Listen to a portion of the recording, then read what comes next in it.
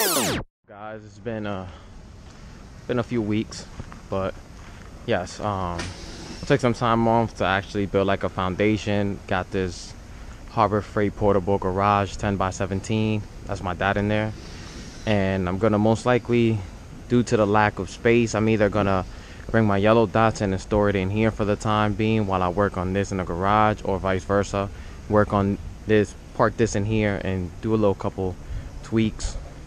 As far as I'm at the process where I'm probably just gonna take the cross member off. I kind of did some measurements. I have to cut the cross member off, some of the cross member off. You know, it's still summer in New York, so I've been riding my jet ski. But yeah, once fall hits, we're gonna go full blown, try to get the K-Swap in here and running. If anybody's interested in these wheels, I can drop to meet you. But yeah, this is a quick update as what I've been doing for the last couple weeks. Here's the inside.